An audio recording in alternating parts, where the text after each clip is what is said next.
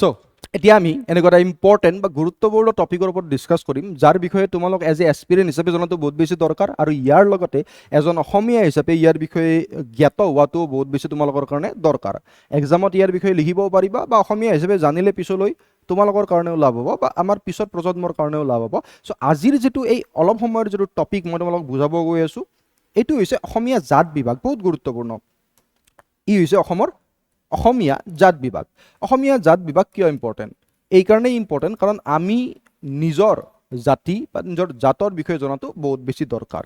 কিয় দৰকাৰ? কাৰণ পিছলৈ যাতে আমি এই বিষয়ে পিছৰ প্ৰজন্মক অৱগত কৰাব পাৰোঁ, সেইকাৰণে বহুত বেছি দৰকাৰ। আৰু এজন অসমীয়া হিচাপে জনাটো সঁচা অৰ্থত দৰকাৰ। অসমীয়া জাত বিভাগ বহুত গুৰুত্বপূৰ্ণ। মই থুলমূলভাৱে ক'ম, এনেকুৱা নহয় যে মই গোটেইখিনি বস্তু কৈ দিম। থুলমূলভাৱে আমি যিমানখিনি পাৰোঁ আজি এইখিনি সময়ত, অলপ সময় বাকী আছে ক্লাছটোত, 15-20 মিনিট, তো এইখিনি সময়ত আমি যিমানখিনি পাৰোঁ চাই লওঁ অসমীয়া জাত বিভাগৰ বিষয়ে। তোমালোকে প্ৰথমতে মন দি শুনিবা, লাগিলে মই তোমালোকক লিখাই দিম, ঠিক আছে? পিছলৈ মই তোমালোকক এজ এ PDF হিচাপে প্ৰভাইড কৰি দিম, মই বনাই কিনে ভালদৰে, বাট প্ৰথমতে শুনি লোৱা ভালদৰে, ঠিক আছে? অসমীয়া জাত বিভাগ বহুত বেছি গুৰুত্বপূৰ্ণ।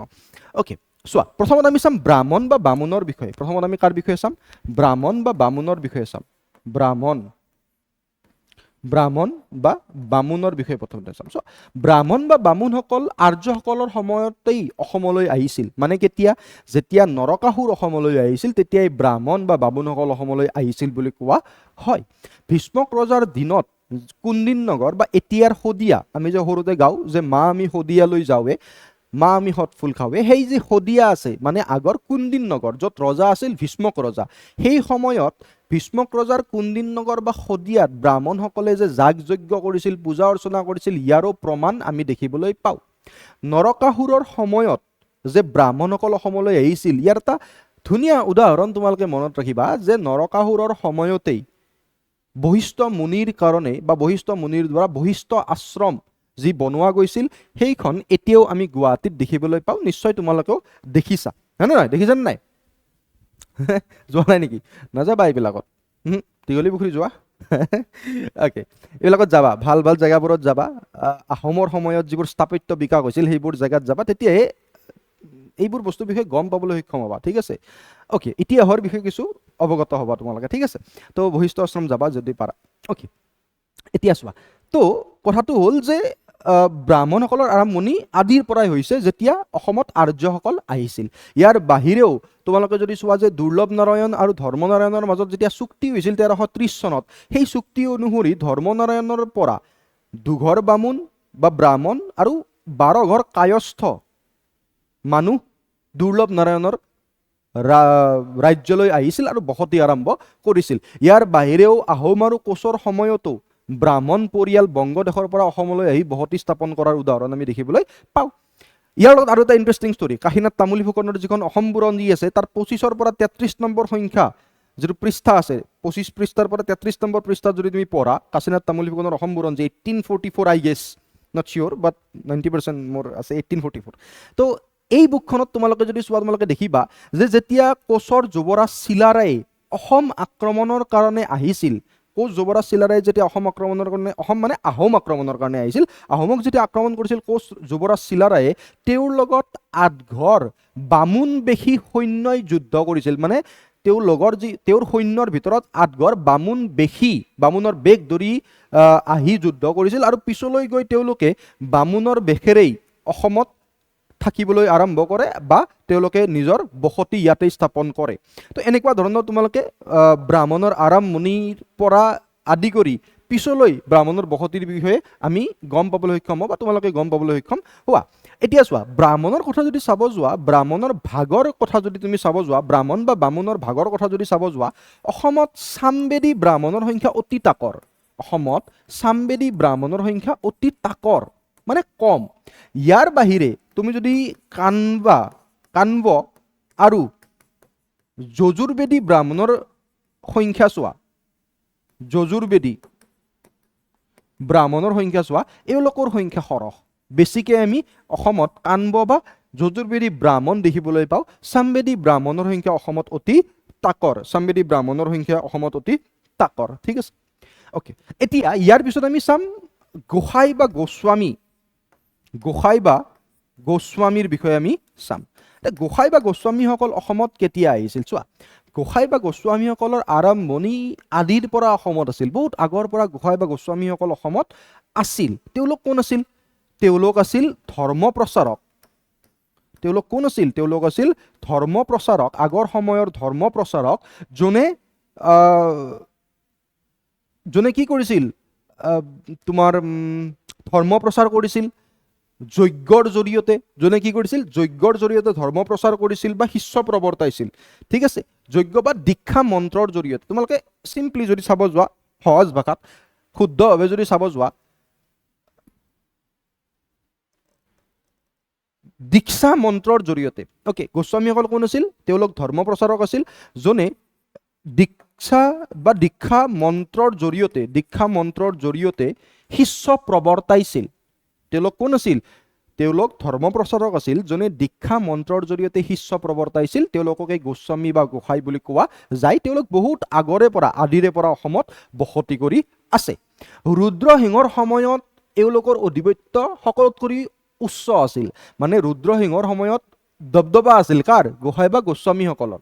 ঠিক আছে, আহোমৰ ৰজা ৰুদ্ৰসিংহৰ সময়ত তেওঁলোকৰ দবদবা আছিল, অধিপত্য আছিল তেওঁলোকৰ, গোস্বামীসকলৰ ভাগ যদি তুমি চাব যোৱা, তেওঁলোকক দুটা ভাগত বিভক্ত কৰা যায়, বা তেওঁলোকৰ বিভক্ত কৰা নাযায়, তেওঁলোকৰ দুটা ভাগ আছে। এটা যদি চোৱা সংসাৰী, আৰু এটা আছে কেৱলীয়া। এটা আছে সংসাৰী আৰু এটা আছে কেৱলীয়া। এইবোৰ বস্তু জনাটো বহুত দৰকাৰ ধন, এজ এ অসমীয়া হিচাপে, এজ এ এছপিৰেণ্ট হিচাপে। ঠিক আছে, তো গোস্বামী বা গোসাঁইসকলৰ কথা যদি চোৱা, এওঁলোকৰ দুটা ভাগ আছে, এটা হৈছে সংসাৰী, এটা হৈছে কেৱলীয়া। আই হোপ তোমালোকে এই বস্তুটো বুজি পালা। নেক্সট আমি চাম আহোমৰ বিষয়ে। আহোমসকল টাই পিপুল আছিল। আহোমসকল আৰম্ভণি মই কৰোঁ যে আহোমসকল কোন আছিল? মনত ৰাখিবা, আহোমসকল তেওঁলোকেই আছিল যোনে অসমৰ কলা সংস্কৃতিক 600 বছৰ ধৰি ৰাখিছিল। যদি আহোমসকল নাথাকিলে হয়, হয়তো অসমখন বিভিন্ন ভাগত বিভক্ত হ'লে হয়। কাৰণ আমি পঢ়িবলৈ পাওঁ, যেতিয়া চুকাফা অসমলৈ আহিছিল 1228-ত, মাউলুঙৰ পৰা আমি নৰ্মেলি চালে পঢ়িবলৈ পাম, আহিছিল যেতিয়া অসমলৈ, তেওঁ কি কৰিছিল? ইয়াৰ স্থানীয় বাসিন্দাসকল বা স্থানীয় যিবোৰ কমিউনিটি আছে, জাতি আছে, তেওঁলোকৰ সভ্যতা সংস্কৃতিক একলগ কৰিছিল নিজৰ সভ্যতা সংস্কৃতিৰ লগত, আৰু সকলোকে মিলিত কৰি এটা জেগাত লৈ আহিছিল। আৰু তেনেকেই তেওঁলোকে 600 বছৰ অসমক ৰাজত্ব কৰিছিল, আৰু অসমখনক একগোট কৰি ৰখাত তেওঁলোকে সহায় কৰিছিল। আহোমসকল ক'ৰ পৰা আহিছিল? তেওঁলোক আহিছিল ব্ৰহ্মদেশৰ পৰা। তেওঁলোক ক'ৰ পৰা আহিছিল? কোৱা যায় যে তেওঁলোক ব্ৰহ্মদেশৰ ইৰাৱতী উপত্যকাৰ শ্যাম প্ৰদেশৰ পৰা আহিছিল। মনত ৰাখিবা, তেওঁলোক ব্ৰহ্মদেশৰ ইৰাৱতী উপত্যকা, তেওঁলোক তাই মানুহ আছিল যোনে ব্ৰহ্মদেশৰ ইৰাৱতী উপত্যকাৰ শ্যাম প্ৰদেশৰ পৰা আহিছিল। বুজি পাইছানে নাই? অ'কে, চোৱা, আহোমসকল পিছলৈ গৈ কেনে তেওঁলোকে শাক্ত হিন্দু ধৰ্ম গ্ৰহণ কৰে। কাৰ সময়ত? স্বৰ্গদেউ জয়ধ্বজ সিংহৰ সময়ত। জয়ধ্বজ সিংহৰ কাৰ্যকাল কেতিয়া আছিল? 1648 চনৰ পৰা 1663 চনলৈকে জয়ধ্বজ সিংহৰ ৰাজত্ব আছিল। আৰু তেওঁৰ সময়তেই 1655 চনত 1665-ত প্ৰথমবাৰৰ কাৰণে আহোমে শাক্ত হিন্দু ধৰ্ম গ্ৰহণ কৰে। কি ধৰ্ম? শাক্ত হিন্দু ধৰ্ম গ্ৰহণ কৰে। এতিয়া চোৱা, শাক্ত হিন্দু ধৰ্ম, য'ত শক্তিৰ দেৱীসকলক পূজা কৰা যায়। পিছলৈ গৈ জয়ধ্বজ সিংহৰ পিছত ৰুদ্ৰসিংহৰ সময়ত, ৰুদ্ৰসিংহৰ কাৰ্যকাল 1696 চনৰ পৰা 1714 চনলৈ, এই সময়ছোৱাত ৰুদ্ৰসিংহৰ সময়তেই আহোমসকলে প্ৰথমবাৰৰ কাৰণে তিনিটা হিন্দু ধৰ্মৰ ভাগ তেওঁলোকে ফ'ল' কৰিবলৈ আৰম্ভ কৰে। এটা হ'ল বৈষ্ণৱ, য'ত ভগৱান বিষ্ণুক মুখ্য ভগৱান বা দেৱ হিচাপে পূজা কৰা যায়। এটা হ'ল শাক্ত, য'ত শক্তিৰ দেৱীসকলক পূজা কৰা যায়, য'ত কালী, দুৰ্গা, তাৰপিছত মা মনসা, এনেকুৱা ধৰণৰ দেৱীসকলক পূজা কৰা যায়। তাৰ বাহিৰেও এটা আছিল শৈৱ যিটো ভাগ আছে, তাত শিৱক মুখ্য ভগৱান বুলি পূজা কৰা যায়। ইংলিছত চাব গ'লে বৈষ্ণৱিজিম, শক্তিজিম আৰু চাইভিজিম, এই তিনিটা ধৰণৰ হিন্দু ধৰ্ম ফ'ল' কৰিবলৈ আৰম্ভ কৰে ৰুদ্ৰসিংহৰ সময়ত আহোমসকলে। ঠিক আছে, তো ইয়াৰ পিছত আমি যদি চাওঁ, আহোমৰ পিছত যদি আমি চাওঁ, বৈশ্যসকলৰ বিষয়ে চাওঁ। কাৰ বিষয়ে চাওঁ? বৈশ্যসকলৰ বিষয়ে চাওঁ। বৈশ্যসকলৰ বিষয়ে যদি চাওঁ, বৈশ্যসকল কোন আছিল? বৈশ্যসকল আছিল প্ৰথমতে, তেওঁলোক বহুত আগৰে পৰা অসমত আছে। কোৱা যায় যে আৰ্যৰ উৎপত্তিৰ আগৰে পৰা বৈশ্যসকল অসমত আছিল আৰু তেওঁলোকে বেপাৰ বাণিজ্য কৰিছিল বাণিজ্য ব্যৱসায় তেওঁলোকে কৰিছিল কোনে বৈশ্যসকলে প্ৰথমতে বাণিজ্য ব্যৱসায় কৰিছিল পিছলৈ লাহে লাহে তেওঁলোকে খেতি বাতিও আৰম্ভ কৰিছিল তো বহুত পুৰণি কালৰ পৰা বৈশ্যসকল অসমত আছিল যোনে প্ৰথমতে বেপাৰ বাণিজ্য কৰিছিল তেওঁলোক মাৰ্চেণ্ট আছিল ট্ৰেডাৰ্ছ আছিল আৰু পিছলৈ গৈ তেওঁলোকে নাঙল ধৰা বুলি কোৱা যায় মানে খেতি পথাৰত হাত দিয়া বুলি ক'ব পৰা যায় ঠিক আছে এতিয়া চোৱা নেক্সট আমি চাম বৈশ্যসকলৰ পিছত আমি চাম কি চাও অ'কে নেক্সট মনত ৰাখা মহন্ত বা মহাজন অ'কে ভেৰি গুড মহন্ত বা মহাজন ঠিক আছে মহন্ত বা মহাজনৰ বিষয়ে চাওঁ মহন্তৰ বিষয়ে চাওঁ মহন্ত ট্ৰেণ্ডিঙত আছে বৰ্তমান হয়নে নহয় উপাধিটো অ'কে বাৰু মহন্তসকল বহুত আগৰে পৰা এতিয়া মহন্তসকল কোন আছিল ধৰ্ম প্ৰচাৰক মহন্তসকল কোন আছিল ধৰ্ম প্ৰচাৰক মহন্তসকল কেনেকুৱাকৈ ধৰ্ম প্ৰচাৰক আছিল চোৱা যেতিয়া অসমত নৱবৈষ্ণৱ ধৰ্মৰ আৰম্ভণি কৰে মহাপুৰুষ শ্ৰীমন্ত শংকৰদেৱ আৰু মহাপুৰুষ মাধৱদেৱে সেই তেতিয়া যিবোৰ কায়স্থ সুধীৰ আছিল তেওঁলোকৰ মাজতো এভাগ ধৰ্ম প্ৰচাৰকৰ সৃষ্টি হৈছিল তেওঁলোকেই আছিল মহন্ত বা মহাজন বুজি পালা মানে মই কি কৈছোঁ যে যেতিয়া অসমত শ্ৰীমন্ত শংকৰদেৱ মহাপুৰুষ শ্ৰীমন্ত শংকৰদেৱ আৰু মহাপুৰুষ মাধৱদেৱৰ সময়ত নৱবৈষ্ণৱ ধৰ্মৰ আৰম্ভণি হয় তেতিয়া যিবোৰ কায়স্থ সুধীৰ আছিল কায়স্থ সুধীৰসকল তেতিয়া যিবোৰ কায়স্থ সুধীৰ আছিল এই কায়স্থ সুধীৰসকলৰ ভিতৰতো এভাগ ধৰ্ম প্ৰচাৰকৰ সৃষ্টি হৈছিল আৰু তেওঁলোককেই মহন্ত বা মহাজন বুলি কোৱা যায় তেওঁলোককে কি বুলি কোৱা যায় মহন্ত বা মহাজন বুলি কোৱা যায় আই হোপ তোমালোকে এই বস্তুখিনি বুজি পাইছা মই ভাবোঁ তোমালোকে এই বস্তুখিনি বুজি পালা ঠিক আছে তো মহন্ত বা মহাজন কোন আছিল অসমত যেতিয়া নৱবৈষ্ণৱ ধৰ্মৰ আৰম্ভণি হৈছিল মহাপুৰুষ শ্ৰীমন্ত শংকৰদেৱ আৰু মহাপুৰুষ মাধৱদেৱৰ সময়ত তেওঁলোকৰ সময়ত যেতিয়া যিবোৰ কায়স্থ মানে কি হৈছিল কায়স্থ সুধীৰসকলৰ ভিতৰত এভাগ ধৰ্ম প্ৰচাৰকৰ সৃষ্টি হৈছিল তেওঁলোকে মহন্ত বা মহাজন বুলি কোৱা যায়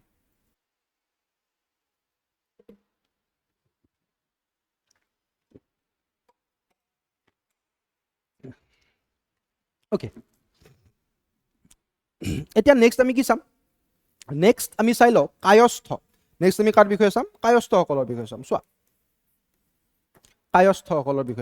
কায়স্থ বুলি ক'লে ইংলিছত যদি চাব যোৱা অলপ মিনিংটো বদলি যায় বা কিছুমান বুকত যদি চাব যোৱা মিনিংটো চেঞ্জ হৈ যায় মানে Kayastha those who keep the records ঠিক আছে বাট যদি অসমীয়া জাত বিভাগত তোমালোকে ভালদৰে কায়স্থৰ বিষয়ে চাব যোৱা তোমালোকে মই ক'ব খোজোঁ কায়স্থ তেওঁলোক আছিল যিসকল শূদ্ৰৰ আপাৰ ক্লাছ শূদ্ৰ মানে কি চোৱা মন দি শুনিবা বেদিক সাহিত্যত চাৰিটা মুখ্য ধৰণৰ বেদিক সাহিত্যত চাৰিটা মুখ্য ধৰণৰ সাহিত্য পোৱা যায় বেদ বা সংহিতা ব্ৰাহ্মণা আৰণ্যকা উপনিষদ বেদত চাৰি ধৰণৰ প্ৰথম যিটো ভাগ আছে বেদ বা সংহিতা বেদত চাৰি ধৰণৰ বেদ পোৱা যায় ঋগবেদ সামবেদ যজুৰ্বেদ অথৰ্ববেদ ঋগবেদত 10টা মণ্ডল আছে মণ্ডল মানে চেপ্টাৰ ঠিক আছে বুজি পোৱাকৈ কৈ আছোঁ মই 10টা মণ্ডল আছে ঠিক আছে 1028টা হিমছ আছে 10,580 ভাৰ্চেছ আছে এই 10 নম্বৰ মণ্ডল বা ঋগবেদৰ 10 নম্বৰ অধ্যায়ত পুৰুষা চুক্তাৰ বিষয়ে উল্লেখ আছে আৰু সেই পুৰুষা চুক্তা বৰ্ণ প্ৰথাৰ বিষয়ে উল্লেখ আছে বা বৰ্ণ সিস্টেমৰ বিষয়ে উল্লেখ আছে আৰু এই বৰ্ণ সিস্টেমৰ মতেই পুৰুষা চুক্তাৰ বৰ্ণ সিস্টেমৰ মতে চাৰিটা ধৰণৰ বৰ্ণ পোৱা যায় ব্ৰাহ্মণ ক্ষত্ৰিয় বৈশ্য শূদ্ৰসকলত কৰি তলত আৰু সেই শূদ্ৰসকলৰ ওপৰৰ যিটো আপাৰ শূদ্ৰ ভাগ আছে তেওঁলোককে কায়স্থ বুলি কোৱা যায় মানে কায়স্থসকল কোন আছিল কায়স্থসকল আছিল উত্তম শ্ৰেণীৰ শূদ্ৰ বুলি ক'ব পাৰা তুমি কি বুলি ক'ব পাৰা কায়স্থসকলক উত্তম শ্ৰেণীৰ শূদ্ৰ বুলি ক'ব পাৰা কায়স্থসকলক এতিয়া চোৱা কায়স্থসকলৰ কথা যদি তোমালোকে ভালদৰে মন দি শুনা তোমালোকে গম পাবা যে কায়স্থসকলে খেতি বাতি কৰিছিল যদিও নিজে নাঙল ধৰি খেতি ব্যৱসায় কৰা নাছিল কায়স্থসকলে নিজে নাঙল ধৰি খেতি ব্যৱসায় কৰা নাছিল আৰু কোৱা যায় যে আহোম ৰজা ৰুদ্ৰসিংহ বা তেওঁৰ দেউতাক গদাধৰ সিংহৰ দিনত বহু ঘৰ কায়স্থ পৰিয়াল আহি অসমত নিজৰ বসতি স্থাপন কৰে তেওঁলোকে কি কৰে অসমত নিজৰ বসতি স্থাপন কৰে কাৰ সময়ত আহোম স্বৰ্গদেউ গদাধৰ সিংহ আৰু ৰুদ্ৰসিংহৰ সময়ত আৰু এওঁলোকে কোৱা যায় যে ব্ৰাহ্মণৰ সময়ৰ পৰাই ব্ৰাহ্মণসকল যেতিয়া অসমলৈ আহিছিল, মানে আমি আৰ্যসকলৰ অহাৰ সময়ৰ কথা কৈ আছোঁ, তেতিয়াইতো ব্ৰাহ্মণসকল আহিছিল, মই অলৰেডি ক'লোঁ। চ' তেওঁলোকৰ সময়তে কায়স্থসকলো অসমলৈ অহা বুলি ধৰিব পাৰোঁ। তেওঁলোকৰ সময়তে কায়স্থসকল অসমলৈ অহা বুলি ধৰিব পাৰোঁ বা উল্লেখ আছে। ঠিক আছে, অ'কে। এতিয়া আমি চাম গণক বা দৈবজ্ঞ। গণক বা দৈবজ্ঞৰ বিষয়ে চাম। চোৱা, গণক বা দৈবজ্ঞ কোন হয়? গণক বা দৈবজ্ঞ কোন হয়? যাৰ মুখ্য বৃত্তিয়ে হৈছে জ্যোতিষ গণনা। এই গণক বা দৈবজ্ঞসকলৰ মুখ্য বৃত্তি কি? জ্যোতিষ গণনা। তেওঁলোকৰ মুখ্য বৃত্তিয়ে হৈছে জ্যোতিষ গণনা। এওঁলোকক আমি তুলনা কৰিব পাৰোঁ ব্ৰাহ্মণৰ লগত। অলপ ইফাল সিফাল আছে, বাট গণক বা দৈবজ্ঞসকল আদিৰে পৰা অসমত আছে। তেওঁলোকৰ মুখ্য বৃত্তি হৈছে জ্যোতিষ গণনা। আৰু এওঁলোকক আমি ক'ব পাৰোঁ যে বামুণ সদৃশ বা ব্ৰাহ্মণ সদৃশ উপবিদধাৰী বুলি আমি এওঁলোকক ক'ব পাৰোঁ। কি বুলি ক'ব পাৰোঁ? ব্ৰাহ্মণ সদৃশ উপবিদধাৰী। এওঁলোকক আমি ব্ৰাহ্মণ সদৃশ উপবিতধাৰী বুলি ক'ব পাৰোঁ। বুজি পালা? লিখি আছা অলপ চলপকে? লিখি আছা নাই? অ'কে, এওঁলোক আছিল ব্ৰাহ্মণ সদৃশ উপবিতধাৰী। এওঁলোকে সন্ধ্যা পূজা কৰিছিল ব্ৰাহ্মণৰ দৰে সন্ধ্যা পূজা কৰিছিল। এওঁলোকৰ মুখ্য বৃত্তি কি? এওঁলোকৰ মুখ্য বৃত্তি হৈছে জ্যোতিষ গণনা। অ'কে, এতিয়া গণক বা দৈবজ্ঞৰ বিষয়ে আমি চালোঁ। এতিয়া আমি চাম কলিতাৰ বিষয়ে। ঠিক আছে, আৰু আছে আমাৰ তাত বহুত আছে, আমি চাই আছোঁ যিমানলৈ হয়। আৰু অলপ আছে, 5 মিনিট আছে না? মোটামুটি 5 মিনিট আছে। চোৱা, এতিয়া আমি চাম কলিতাৰ বিষয়ে। কলিতাসকল অসমৰ আটাইতকৈ পুৰণিকলীয়া আদিবাসী। অসমৰ আটাইতকৈ পুৰণিকলীয়া আদিবাসী কোন? কলিতাসকল আদিবাসী। এতিয়া চোৱা, অসমৰ আটাইতকৈ পুৰণিকলীয়া আদিবাসী হ'ল কোন? কলিতাসকল। আদিবাসী স্পেলিংটো হৈছে নে নাই? হৈছে ন? অ'কে, তো কলিতাসকল অসমৰ আটাইতকৈ পুৰণিকলীয়া আদিবাসী। কোৱা যায় যে কলিতাসকলৰ ৰজা আছিল। কোন ৰজা আছিল? নৰকাসুৰ, ভগদত্ত, যোন মহাভাৰতৰ যুদ্ধ হাৰিছিল, মানে মৃত্যু হৈছিল যাৰ। ভগদত্তৰ পিছত তেওঁৰ ভায়েক বজ্ৰদত্ত ৰজা হ'ল। এই যে নৰকাসুৰ, ভগদত্ত, বজ্ৰদত্ত, এওঁলোকক কলিতাসকলৰ আদি পুৰুষ বুলি কোৱা হৈছিল। কলিতাসকলৰ আদি পুৰুষ বুলি এওঁলোককে ধৰা হয়, নৰকাসুৰ, ভগদত্ত, বজ্ৰদত্ত। আৰু কোৱা যায় যে ক্ষত্ৰিয় কুলৰ পৰা নামি অহাৰ কাৰণে, ক্ষত্ৰিয় কুলৰ পৰা যি ক্ষত্ৰিয় আছে, সেই ক্ষত্ৰিয় কুলৰ পৰা নামি অহাৰ কাৰণে এওঁলোকৰ নাম বা এই যিটো জাতি আছে এওঁলোকক কলিতা বা কুল লুপ্ত বুলি কোৱা হৈছিল। কাৰণ পিছলৈ তোমালোকে চাবা যে যিটো আৰম্ভণিত তেওঁলোকৰ ৰজা আছিল, পিছলৈ তেওঁলোকে কি কৰিলে? ক্ষত্ৰিয় কুলৰ পৰা নামি আহিল, আৰু সেইকাৰণে তেওঁলোকক কলিতা বা কুল লুপ্ত বুলি কোৱা যায়। তেওঁলোকক কি বুলি কোৱা যায়? কলিতা বা কুল লুপ্ত বুলি কোৱা যায়। দুটা ভাগ আছে তেওঁলোকৰ, সৰু কলিতা আৰু বৰ কলিতা। তেওঁলোকৰ দুটা ভাগ আছে, কি? সৰু কলিতা আৰু বৰ কলিতা। ঠিক আছে, অ'কে। ইয়াৰ পিছত যদি আমি চাওঁ কেওটৰ বিষয়ে চাওঁ, কেওট বা কৈবৰ্ত। চোৱা, কেওট বা কৈবৰ্ত আদিৰে পৰা অসমত তেওঁলোকে বসবাস কৰি আহিছে। কেওট বা কৈবৰ্তই কি কৰিছে? আদিৰে পৰা অসমত বসবাস কৰি আহিছে। এই জাতি আদিৰে পৰা অসমত বসবাস কৰি আহিছে। তেওঁলোকক কেওট বা কৈবৰ্ত বুলিও কোৱা যায়। কেওট বা কৈবৰ্তৰ দুটা ভাগ আছে। ঠিক আছে, কেওট বা কৈবৰ্তৰ কিমানটা ভাগ আছে? দুটা ভাগ আছে, হালোৱা কৈবৰ্ত আৰু জালুৱা কৈবৰ্ত। হালোৱা কৈবৰ্তৰ কাম কি? অবভিয়াছলি নামৰ পৰা গম পাইছা, যদি হাল লৈ নাঙল লৈ খেতি বাতি কৰে তেওঁলোককে হালোৱা কৈবৰ্ত বুলি কোৱা যায়। আৰু যিসকল কৈবৰ্তৰ জীৱন নিৰ্বাহ মাছৰ ওপৰত চলে, বা মাছ তেওঁলোকে বিক্ৰী কৰি বা মাছৰ ব্যৱসায় কৰি তেওঁলোকে জীৱন নিৰ্বাহ কৰে, তেওঁলোকক জালুৱা কৈবৰ্ত বুলি কোৱা যায়। তেওঁলোকক কি বুলি কোৱা যায়? জালুৱা কৈবৰ্ত বুলি কোৱা যায়। আৰু হালোৱা কৈবৰ্ত কোন? যোনে নাঙল ধৰি নিজে খেতি বাতি কৰে, তেওঁলোকক হালোৱা কৈবৰ্ত বুলি কোৱা যায়। এতিয়া আমি চাম ইয়াৰ পিছৰ যি ভাগ আছে, কি আছে আৰু কি বাকী থাকিল?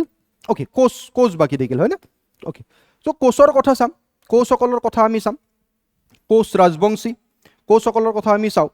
চোৱা, কোচসকলৰ কথা যদি আমি চাওঁ, মই নিজে এজন কোচ ৰাজবংশী, তো কোচসকলৰ কথা যদি চাওঁ, এওঁলোকৰ পূৰ্বপুৰুষ কছাৰীসকল বা মেছসকলক ধৰা যায়, কোৱা যায় যে মেছ বহুত আগৰে পৰা অসমত আছে কোচসকল। মেছ বা কছাৰীসকলে যেতিয়া হিন্দু ধৰ্ম গ্ৰহণ কৰিছিল তাৰ পৰাই কোচৰ প্ৰৱৰ্তন হোৱা বুলি কোৱা যায়। চ' মই নিজে এজন কোচ ৰাজবংশী হিচাপে গৌৰৱান্বিত। কিয় গৌৰৱ কৰোঁ?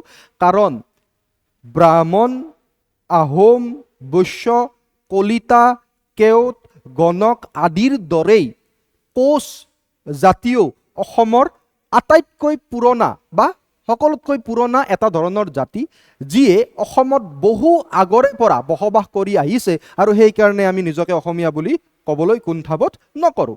তো কোচ সকল কাক কোৱা যায়? যেতিয়া মেছ বা কছাৰীসকলে হিন্দু ধৰ্ম গ্ৰহণ কৰিছিল তাৰ পৰাই কোচৰ উৎপত্তি হোৱা বুলি আমি ক'ব পাৰোঁ।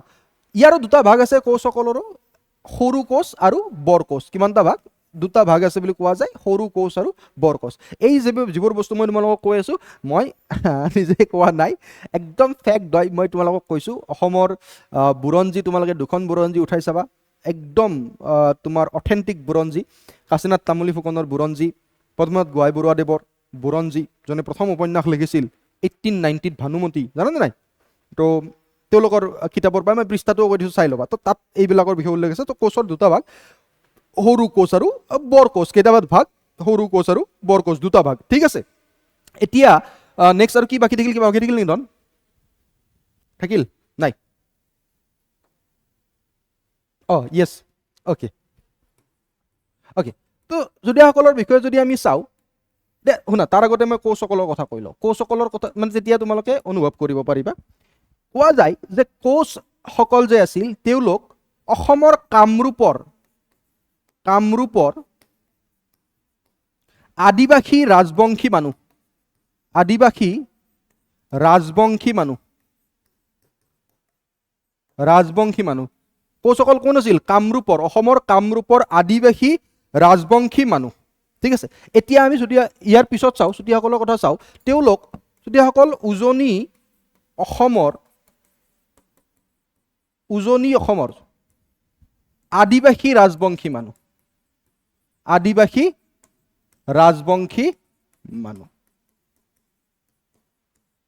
ঠিক আছে, তেওঁলোক কোন হয়? উজনি অসমৰ আদিবাসী ৰাজবংশী মানুহ। তেওঁলোকৰ তিনিটা ভাগ আমি দেখিবলৈ পাওঁ। তেওঁলোকৰ কিমানটা ভাগ আমি দেখিবলৈ পাওঁ? তিনিটা ভাগ আমি দেখিবলৈ পাওঁ। ঠিক আছে,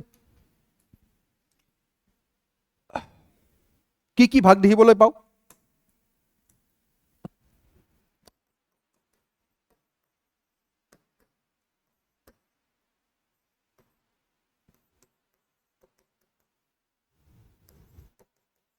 হিন্দু চুতীয়া, আহোম চুতীয়া আৰু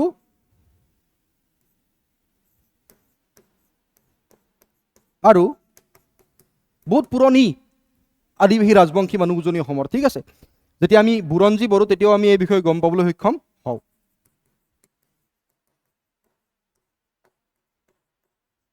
চ' চুতীয়াসকল উজনি অসমৰ আদিবাসী ৰাজবংশী মানুহ। তেওঁলোকৰ তিনিটা ভাগ আমি দেখিবলৈ পাওঁ, হিন্দু চুতীয়া, আহোম চুতীয়া আৰু মিৰি চুতীয়া। ইয়াৰ ভিতৰত যিটো মিৰি চুতীয়া আছে তেওঁলোকৰ সৰহভাগে বৰ্তমানেও পৰ্বতীয়া জাতিৰ আচাৰ ব্যৱহাৰ ফ'ল' কৰে। ঠিক আছে, ইয়াৰ ভিতৰত যিটো মিৰি চুতীয়া আছে তেওঁলোকে বৰ্তমান সময়তো পৰ্বতীয় জাতিৰ আচাৰ ব্যৱহাৰ তেওঁলোকে ফ'ল' কৰে। ঠিক আছে, ইয়াৰ পিছত আৰু কিবা বাকী থাকিল? য়েছ, এটা মই তোমাক লাষ্ট ক'ব খোজোঁ, মুছলমানসকলৰ গৰীয়া আৰু মৰিয়াৰ বিষয়ে চোৱা। বেলেগ বেলেগকৈ লিখিবা বা বেলেগ বেলেগকৈ ভাবিবা, মই জাষ্ট একেলগে লিখি দিছোঁ কাৰণ আমাৰ হাতত সময় কম। চোৱা, গৰীয়াসকলৰ কথা যদি চাওঁ আমি, 1204 চনত যেতিয়া মুছলমানসকলে অসম আক্ৰমণ কৰিব আৰম্ভ কৰিছিল, যিবোৰ মহম্মদ গৌৰী বা ঘড়ী, মই আৰু এটা ভিডিঅ'ত কৈছিলোঁ, মহম্মদ গৌৰী বা ঘড়ী, ঠিক আছে, তেওঁৰ লগত যিবোৰ গৌৰ বংশৰ পৰা মুছলমান আক্ৰমণকাৰী অসমলৈ আহি থাকি গ'ল ইয়াতে, তেওঁলোককে গৰীয়া বুলি কোৱা যায়। ঠিক আছে, মৰিয়া কোনসকল? 1532 যেতিয়া মুছলমানে অসম আক্ৰমণ কৰিছিল তেতিয়া আহোমৰ ৰজা আছিল চুহুংমুহুং দিহিঙীয়া ৰজা, হয় নে নহয়? চুহুংমুহুঙৰ কাৰ্যকাল 1497 চনৰ পৰা 1539 চন 1539লৈকে। তো 1532 চনত যেতিয়া মুছলমানসকলে অসম আক্ৰমণ কৰিছিল তেতিয়াও বহুতো মুছলমান সৈন্য অসমতেই থাকি যাবলৈ বাধ্য হৈছিল বা থাকি গৈছিল তেওঁলোক, আৰু ইয়াত থাকি তেওঁলোকে কাঁহ পিতলৰ সামগ্ৰী নিৰ্মাণ কৰি নিজৰ জীৱিকা নিৰ্বাহ কৰিছিল। তেওঁলোকেই মৰিয়া বুলি কোৱা যায়। তেওঁলোকে কি বুলি কোৱা যায়? মৰিয়া বুলি কোৱা যায়। আই হোপ তোমালোকে এই বস্তুখিনি গম পালা। মই আশা কৰোঁ এই বস্তুখিনি গম পালা। যদি তোমালোকে কিবা নিজাকেও যদি চাই আহিবা, অবভিয়াছলি আজি গৈ তোমালোকে নিশ্চয় পঢ়িবা ৰুমত, যদি নিজাকেও কিবা তথ্য পোৱা কাইলৈ আমি আকৌ এবাৰ সৰু সুৰাকৈ ডিছকাছ কৰিম। আৰু যদি এই ভিডিঅ'টো যদি ইউটিউবত দিয়ে তেতিয়াহ'লে আপোনালোকক মই ক'ব খোজোঁ, যদি আপোনালোকেও কিবা জানে তেতিয়াহ'লে তথ্য তলৰ কমেণ্ট ছেকশ্যনত দিব বুলি মই আশাবাদী। কাৰণ মই ভাবোঁ যে অসমীয়া জাতিৰ বিষয়ে যিমানখিনি অসমীয়া জাতিয়ে জানে, প্ৰতিটো জাতিৰ বিষয়ে যাতে, কাৰণ আমাৰ যিবোৰ জাতি বংশ আছে এইবোৰ বহুত আগৰে পৰাই অসমত বসবাস কৰি আহি আছে, তো তেওঁলোকৰ বিষয়ে যাতে গোটেই অসমবাসীয়ে জানে তাৰ কাৰণে নিজৰ হাতত যিখিনি তথ্য আছে সেইখিনি আগবঢ়াব। মোৰ যদি কিবা ভুল হৈছে আপোনালোকে দেখাই দিব বুলি মই নিশ্চয় আশাবাদী। অবভিয়াছলি মই কণ্টেণ্ট মই কৈ দিম এই ভিডিঅ'টো দিবৰ কাৰণে, যাতে ইউটিউবত যিটো কমিউনিটি আছে তেওঁলোকেও নিজৰ ব্যক্তিগত মন্তব্য বা মতামত আগবঢ়ায়, অসমবাসীয়ে যাতে অসমীয়া জাতি বিভাগৰ কথা জানে। কাৰণ ইয়াৰ বিষয়ে জনাটো এজন অসমীয়া হিচাপে আমাৰ কাৰণে বহুত গুৰুত্বপূৰ্ণ। ঠিক আছে, thank you so' much everyone, see you in the next class. জয় অসম।